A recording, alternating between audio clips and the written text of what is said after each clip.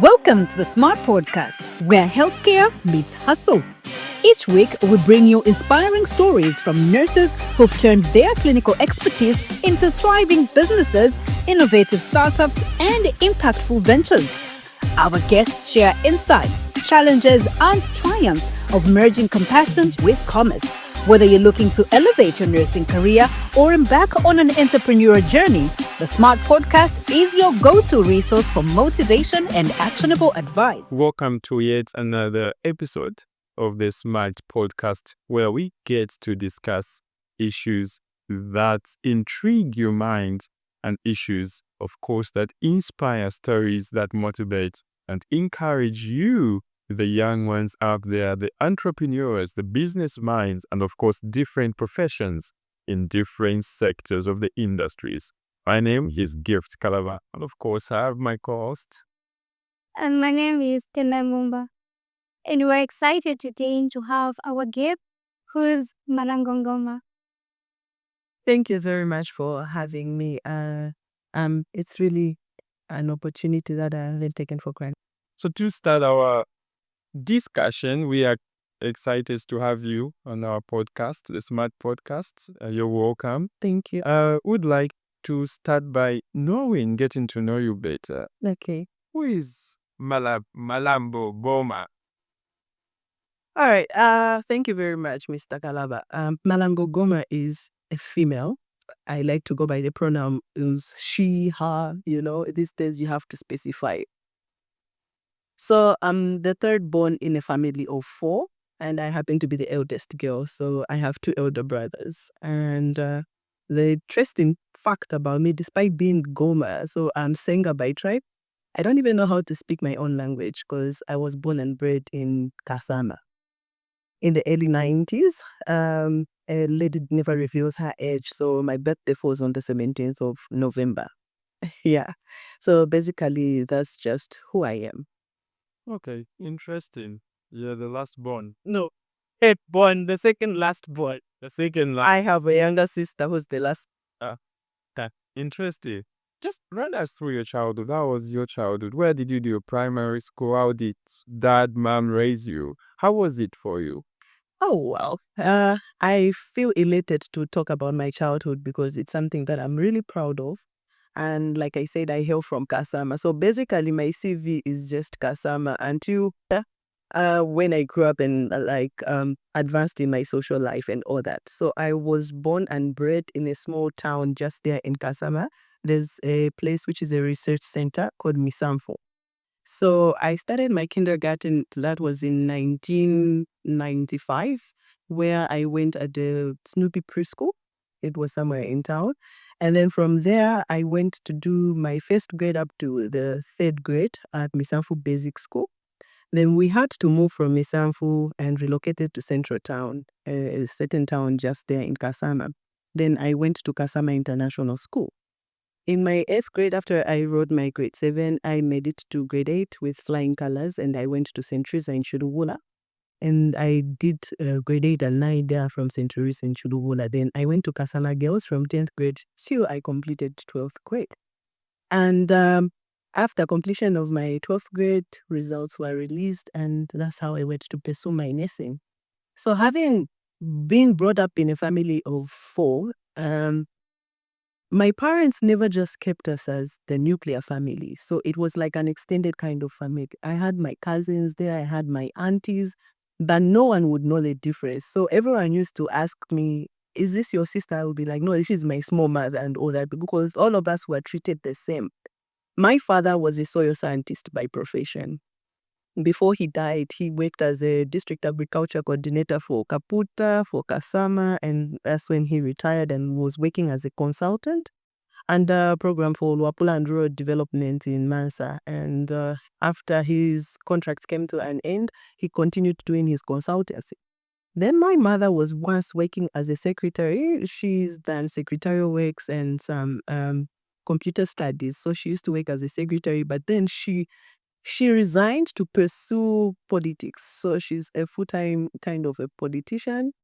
I didn't grow from a very rich family, but we all never lacked. The children and the dependents, we all went to school, and none of us were chased because we never, paid our tuition fee in advance or on time. We never went to bed hungry. We had 3 to 4 meals a day. So we came from a good family. It wasn't poor, it wasn't too rich, but we had it all. You were the rich kids of Robert. I would say no, because we had other rich kids who we thought were richer and all that, but we were just well to do. Justin. Yeah, that's interesting. And there's one part that I've loved the most where I said you pass with flying colors. That's really good for your child. Yeah. So coming to the part where I said you went ahead and pursued nursing, what really inspired you to do nursing? If I had to go back to my high school years and then you ask me what I wanted to be when I grew up, I wanted a lot of things and nursing was never one of them. I'll be honest with that. So I'll take you back when I was in grade 10. By then they had introduced civic education. So I was part of the second group that did civic education. So I was a debater. I was in drama. I was an artist. I loved journalism. So I wanted either to do law, to become a journalist, to become a medical doctor, or a veterinary surgeon, because I really love animals. However, that all changed when I wrote my 12th grade final exams. When I just we completed our last paper like on a Tuesday. Friday, I started working. Yeah. So there was a local program which was called Quest program. It was sensitization about HIV and AIDS. And one of my teachers who was at Kasama Girls, Mr. Michael Malula, he actually recommended me and one of my other friends. And he was like, okay, she was in drama and she's from Kasama. And he wanted people who are indigenous Kasama residents. Yeah. So that's how I was called. And we were recording that in vernacular. So it would be in Bemba because, Kasama is Bembalanis. Yeah. So through that, and then we started doing some workshops, some trainings. We were given guidance on how to reach out to people living with HIV. I think that's what really spiked that interest in me. And then furthermore, in that same year, my young sister got burnt. So there was a nurse who was at the neighbor and she would come to do wound dressing on my young sister. So I got intrigued. I would ask questions here and there. I started seeing myself falling in love with nursing, and I had to make a decision because by the grace of God, each school that I had applied when I wanted to go to college, I was picked. My father wanted me to pursue teaching. My mother, for some reason, said, no, go for health courses. My father refused me doing a vet because he was like, I don't want you in my field because it was inclined with agriculture. Yeah, so my mother, after I trained as a nurse, I inspired my young sister. She's also a nurse. Okay. Then after we became nurses, mom had to reveal to us. She was like, I wanted to pursue nursing, but I had already had given birth to the 4 of you. So this has manifested in you. So I always think it's a divine election. Yeah. That's really a very good story to tell. And I feel most people that say it was never my thing to become a nurse, but later on, something had to inspire to do it. And it's like there's someone who's out there who's also thinking, I can also become a nurse, but then they don't know how to go about it. Exactly. What challenges did you face during your nursing training? Okay, the nursing that I did then and the nursing that we're seeing now, there are a lot of changes that have happened in the curriculum. Okay, so I think you tell us the nursing this and the nursing now. What we can do, we can differentiate between the two, and how best we can also work around with it. All right, okay, I'll try my best to actually try and put a link and yeah. So the nursing that I did then, it was the one which we as nurses call Tom and Jerry. Yeah, so that's a directly observed kind of practical approaches. Yeah, and nowadays they've done the OSC. Yeah, where they're just observing you as you are doing it and you won't do it on the actual patient. But I'm happy NMCZ has started bringing back the old one, the same Tom and Jerry. So, and also the way it was when writing exams, it was just 2 papers that we would write. So there was just medicine and surgery, and then they would all incorporate all the subjects there. Within 2 days, I'll be done with my theory part, and then I'll just be waiting for my practical. So the most challenges that I faced were, like I've said, there were just 2 papers that you would write. So everything that you're studying, you have to make sure that it's based in that paper that you're writing. So whatever you started learning from first year, it builds up to second year and third year. So it has to be part of the grading system. And my school had a cutoff point of 60%. NMCZ's cutoff point was 50%. Sometimes they would even tilt it maybe to 55%. My school had 60%. Then some of the tutors that we had, I remember there was one we used to think is really tough on us. There were times a whistle would blow like at 4 a.m. You go jogging. You'd go jogging. If you refuse to go for jogging, you'd be given a big portion where you have to remove weights. And then I remember there was once a time where we were called like very early in the morning. We went into class and the papers that we were writing, like they were hot. They were just coming out from the printer. He told us, okay, you're writing, here's your anatomy and physiology. So we started calling the Russell Wilson anatomy and physiology books. We started saying these are the Bibles of nursing. So I would sleep with that book. I would wake up with that book. Every time you go to the library, that was the most gotten book by my intake, because we were learning anatomy and physiology. So we thought it was hard, but it was a way of building us up, because we now understand like every pathology on the disease progression and anything, because you understood pathophysiology and anatomy also. And the greatest toil, I think for the academic part, I won't say it was so overwhelming, but it was just we had a lot to do. Yeah, the reason I'm saying academically, because if someone had to ask me how it feels to fail, I would lie by saying it feels bad, because I don't know how it feels. Yeah, so by the grace of God, I would clear everything. There were times I would even be writing exams and with a cannula. So there are times when I started having health issues. I started having a heart problem from nowhere. So when you're sick and then you're writing exams, it was really a greatest challenge for me, and trying to balance and catch up with how others have moved in class and all that. But through it all, here I am today. Yeah. Quite an interesting journey. Quite an interesting then. Just now, you have been in this profession. For how long have you been, and how has it been for you so far? Because I think it's a profession that's it's in the bloodline from what we are picking. And how did you receive? How have you received it up to now? All right. So believe it or not, most people laugh at me when I tell them the years that I've served. This is my 13th year in service. I started work pretty young. Yeah, completed school pretty young, and I had to accelerate pretty young. So it's been a very noble career to me, and it's part of me. I loved it even before I went there. One thing that I didn't mention, I bought my own application form. And I just had to tell my father the next day, I have interviews, I'm going to write up to test.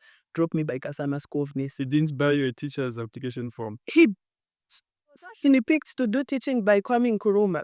But that's the time when we had the national funeral. That's the time we lost, it should have been President Mwandawasa.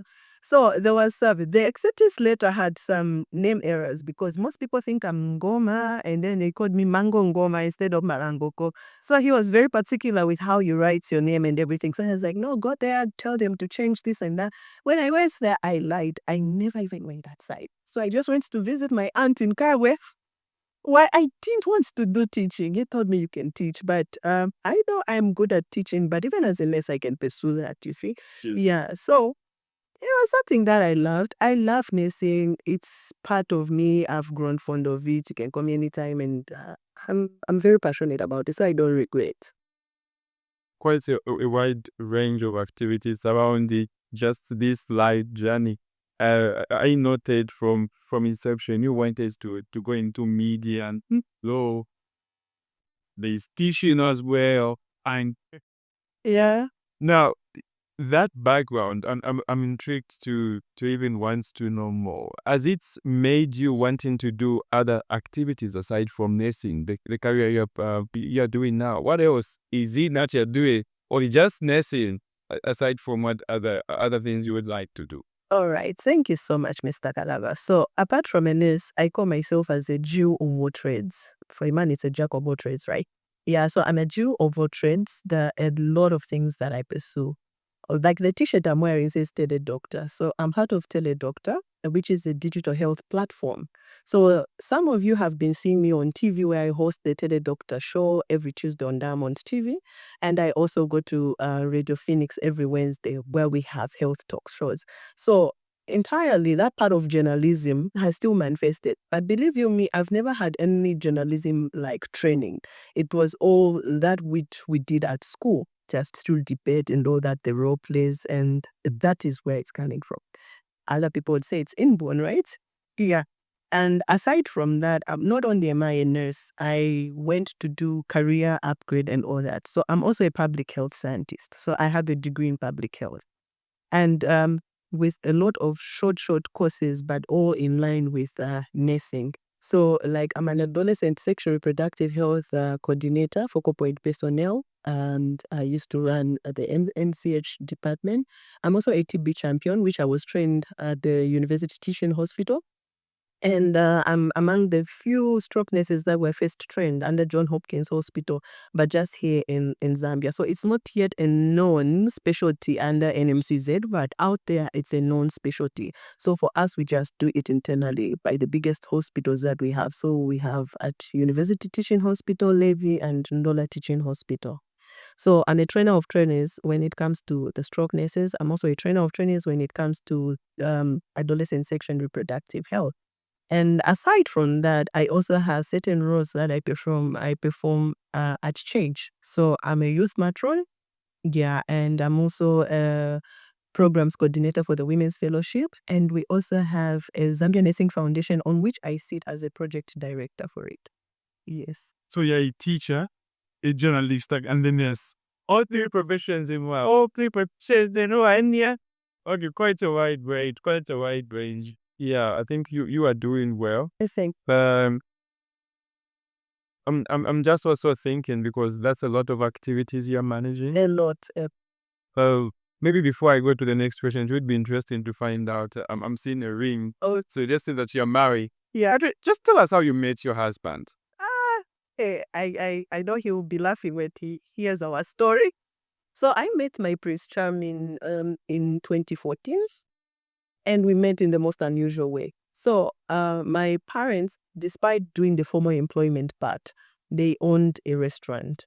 Yeah. And so my husband used to come there, like he would come for food stuffs because, bachelors, you want fast foods, you just get a shima. It wasn't a restaurant where you sell let me say traditional Zambian cuisine, because we'd have a shima all the time, unless you just want rice and then you can tell them. So he used to come there to eat. And he didn't know if I was the owner's daughter or I was one of the workers. So I used to work as a nurse at Massa General Hospital. And every time I'm like on my nights off on leave, I'll go home to my parents in Kasam. And instead of just staying home, I would make sure I go and help them at the restaurant. So I would be like the cashier there. And also if we've got a lot of clientele, I would be serving.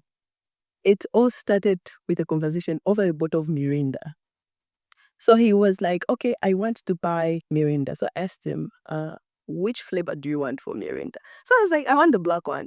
So I was like, no, we've got a variety. And by then there was Mirinda grape, there was Mirinda orange, there was Mirinda apple and pineapple. So I had 4 that day.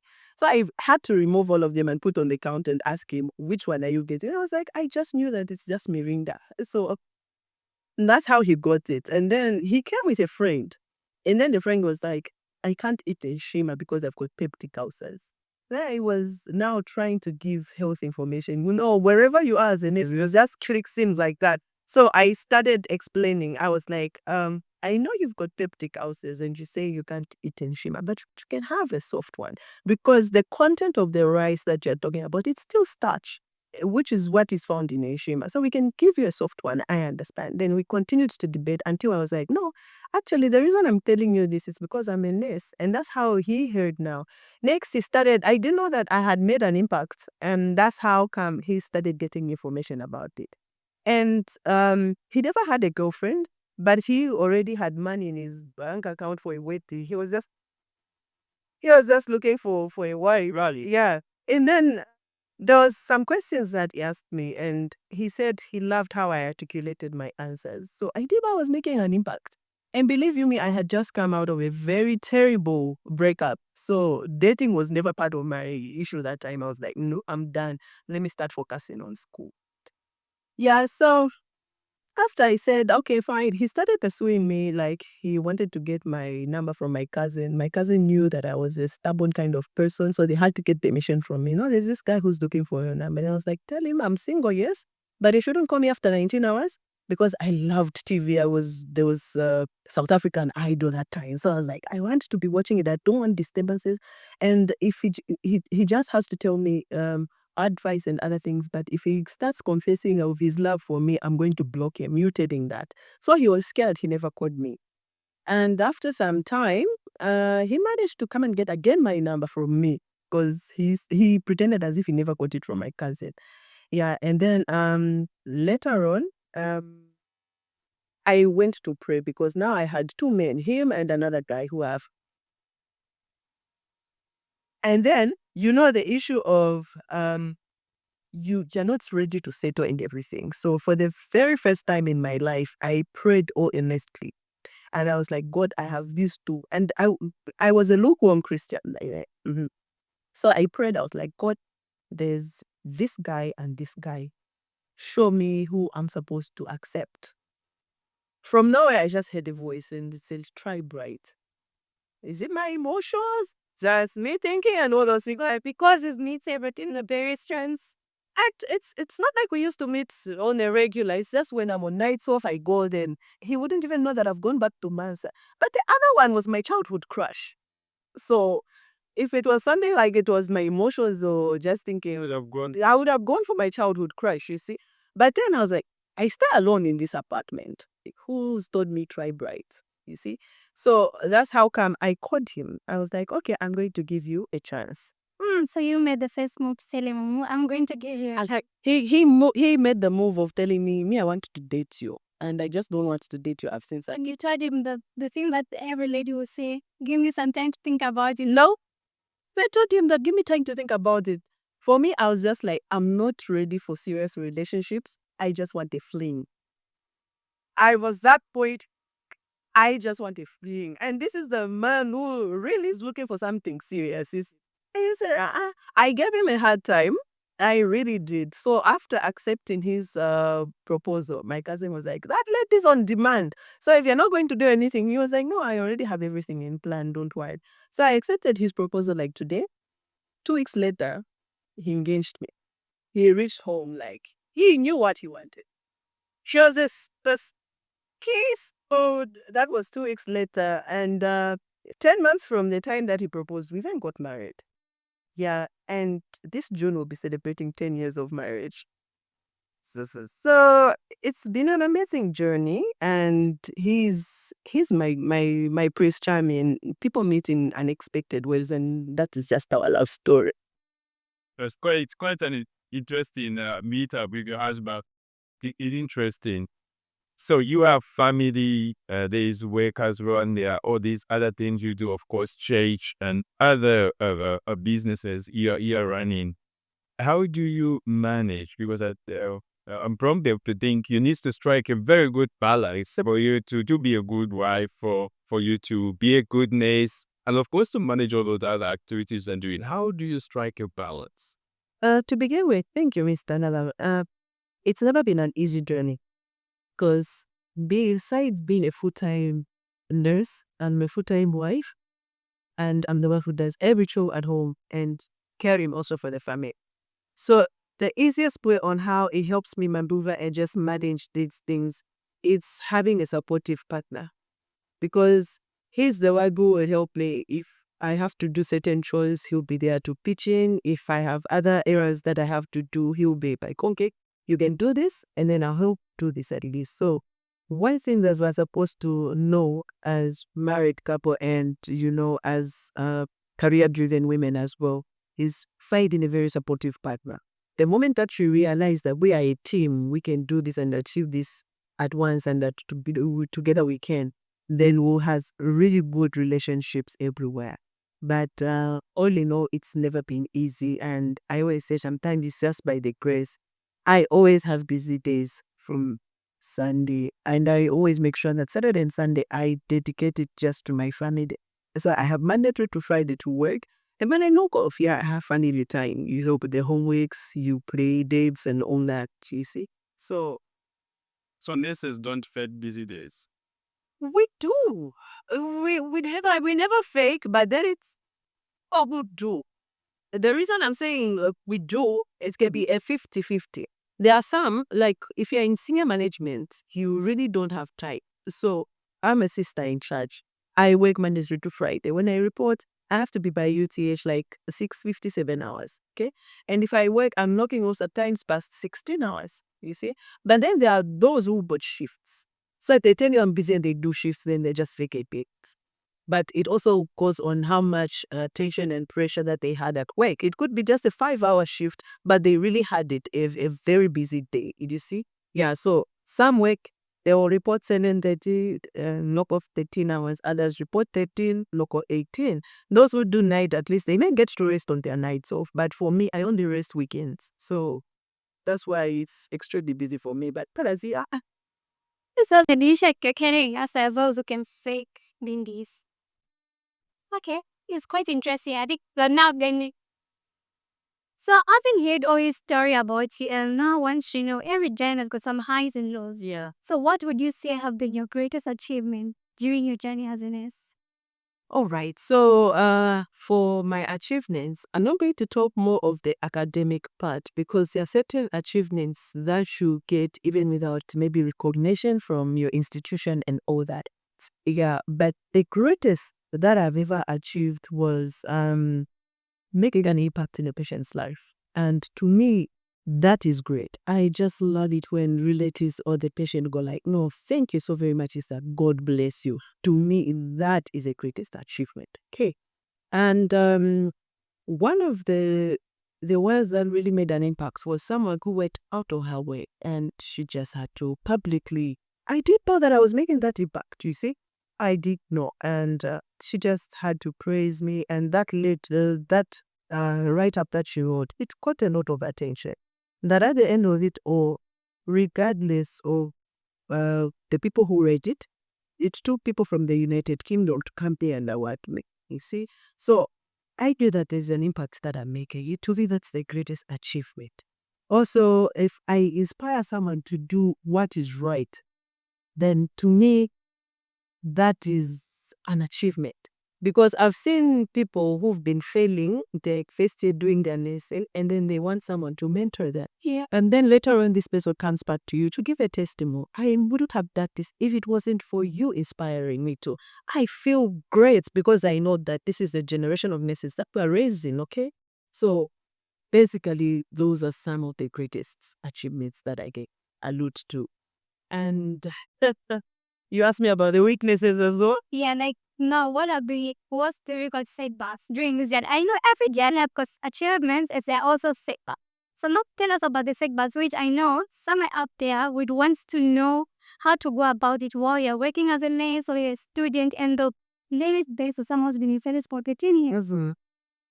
So the greatest setback, which I can call a greatest demerit, the sometimes our work environment. And this is the greatest thing that I'll talk about. You know, the same way we've got different personalities, sometimes our work environment does not fit like us. What do I mean? There are times you go into a health setup, the first thing that you see is the patient's rights. But you won't find rights of me who's a provider. I have responsibilities, there are responsibilities, but where are my rights, you see? So there are times, even if I'm trying to do the right thing, but just because in certain, in entrepreneurship, they say a customer is always right. So I feel also in the health, they say a patient is always right. But how about my side of the story, you see? So there are those things which will take a huge toll on your part. And then also certain detrimental, condescending like attributes that other people are going to pass. If you want to just work, it's your passion. The next thing, the people in your circle that you're working with, they'll say, this one is working like this because they want to be recognized. Not knowing that it's just the passion that's driving and you're not expecting anything in return. So it's those comments that will, especially I'll call them misogynistic. Because if they come to you, you start now getting demotivated. And also the fact that, I don't know if it's just the human nature, I'll do 99 good things. The one thing that I do wrong is the one that you capitalize on.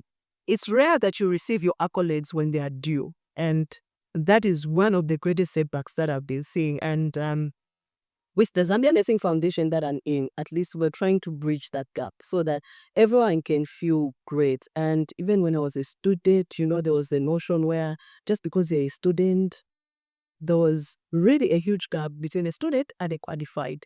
I know, yes, you are still a student and you are under mentorship under them, but then there were times you'd be treated as if you are not a student who's pursuing the same career that someone has done, of which I believe even up to today it still exists. But one thing that we should never forget is I started as a student. I just came drop and wear the white uniform there and then, yeah. So I have to pass on the knowledge to your next because tomorrow I'll be unwell. Yeah, there's someone who's going to take care of it. Yeah, so I'll count those as my greatest setbacks. I feel if everyone is out there without the mindset you're saying, today I'm here growing white and this birth student will don't attend to me. Exactly. The day of the sickle will don't attend to a certain relative of my cut here.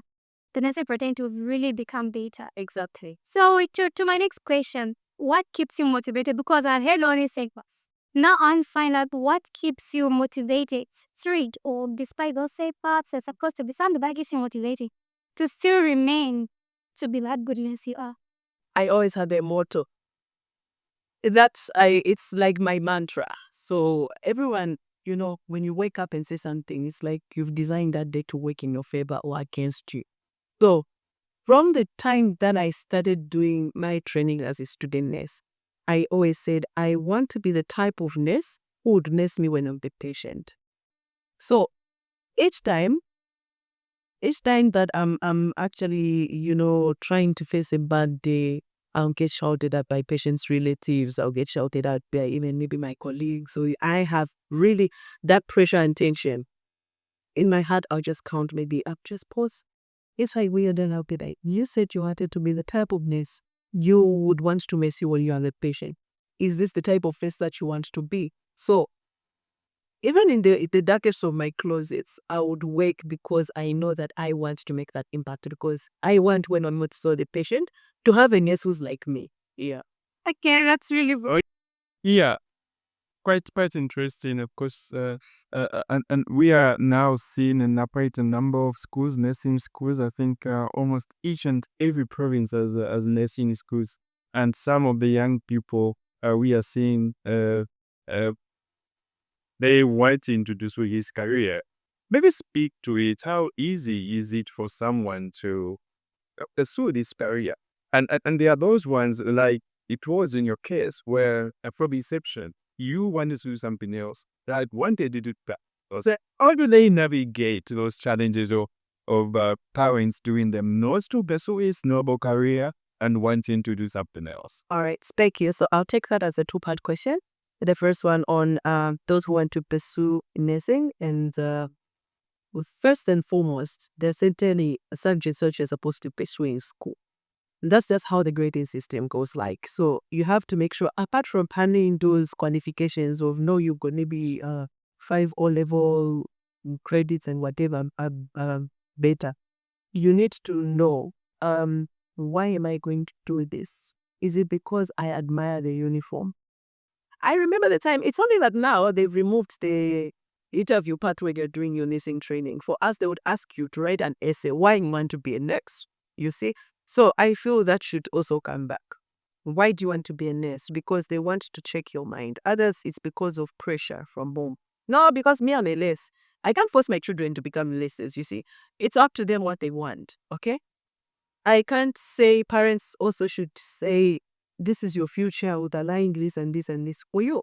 Because if I force you to do what you don't like, it's not you who's going to suffer. Yes, there's some people, maybe they'll be failing from the time that they'll start the training. They'll fail from first year. I bet of people who've been done 7 years of just the diploma in their shoot. Yeah. So you need to ask them because it's not their fault. They might be good at doing something else, you see. So they need to identify what are my strengths? What are my weaknesses? Which career, if I had to go to, will I progress better? Because we have to think of my career progression as well. Okay, I'm a nurse, then what? You see? So are you becoming a nurse because someone has forced you to become a nurse? Are you becoming a nurse because you are inspired by just the outward appearance or what? So if you have a mentor and you have a role model because you admire someone on Facebook or how they carry themselves out, try and reach out to them. How did you become a nurse? I want to become a nurse that I don't know. My aunt said at the time she completed quick off, she didn't know what she wanted to do. She admired our uniform on graduation. After that, I would like, she admired the uniform on graduation, but she stand out to be one of the best nurses in her district as well. So it's where you get the inspiration, it's also coming from your own heart. And then to parents who force people now to do what they're not supposed to do. You know, I usually laugh when I see we have like careers day. They won't even, most parents won't even ask you what do you want for this careers day. They'll either get a nurse's uniform, give the child. Doctors, lab coats and whatever, give the child. Police officer or whatever, these that have uniforms and then they give the child. You need to ask them. Some children know from the time that they are just young on what they want. Others will never change along the way, but others is a different case. So find out from them, what is it that you want to be? Yeah. And then if the child doesn't know anything, then see how best you can try. Okay, you're good in these subjects. How do you think about this and this and this? Give them a wide range of things that they can do and that they can pick up which one they like the most. Okay. That's quite interesting. And any weights for our young nurses in the preparation of those ones in school? Okay, so for the young nurses and those ones in school, when you enter the nursing school, that's when you know that there's more to nursing than just knowing how to administer medication. Because most people just think, my second submitted how injections, you see? But there's really more to it because you learn a bit about microbiology, nutrition, the anatomy and physiology, mental health. Like it's a wide range of science studies. So one thing that I would encourage, we have a high case of mental issues, and that is because of the pressure and stage, and they don't know how to handle it well. So study based on what works for you. There are people who study throughout the night. There are some of us, when the lecturer is there, like giving me the lecture, I'll be taking my own notes down, you see? And at the end of it, I'll do a group discussion and I'm good to go. So find what works best for you. Do not follow just because this other student is doing this. And one other thing that I say, this is not only to students, but even to pupils in high school and primary school. We have a notion when somebody is doing better than being a certain subject, I'll hate that person. Instead of me loving that person so that they teach me that which is my weakness, you see? So let's embrace them. You can find there's someone who's good at IRH, I'm good at maybe professional practice and all that. Let me make them my friend because some people fail to manage all the courses.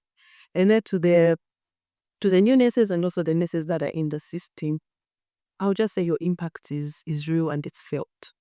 I know because of the burnouts, the pandemics, and it's never easy. We go through a lot on the wards. But don't think you are alone out there. There's always someone there. And I will personally say I'm proud of each and every nurse who's qualified, who's working, and those yet to be employed. Yeah. So just continue working because even if a man is not saying it, God is always saying, and his reward is always great and it has no side effects. Okay, yeah. Any plans of going back to school to do journalism? Someone was telling me to do that, but I'll think about it. There are so many things that I still want to achieve academic-wise, and but by the grace of God, I might do it. Okay. I'll see. I'll come back here to give a testimony. I've gotten my way paper in journalism. Yeah. That would be interesting. No, thank you. Thank you very much. It has been an exciting a discussion. We've learned quite a lot, and we surely hope that our audience and viewers will, of course, grasp and find the nudges of wisdom from our beautiful interaction. Yeah, and so I love the love story. And of course, the nursing profession is some of the things that we did. So, yeah, quite a busy profession, a noble profession that saves quite a number of lives. And I think we should give credits to you, the noble workers in the health sector. Thank you. Yeah, such an exciting discussion, and we surely hope that you, our viewers, have benefited from our discussion with Nurse Malango here, where he dived deep, of course, into discussing the nursing profession, the benefits, and that childhood, quite interesting. And of course, I love the part where she narrates a love story to us. Quite an interesting journey. And of course, we wish you, our young nurses, that you can learn from such experiences. See you next time, next week. Thank you for watching.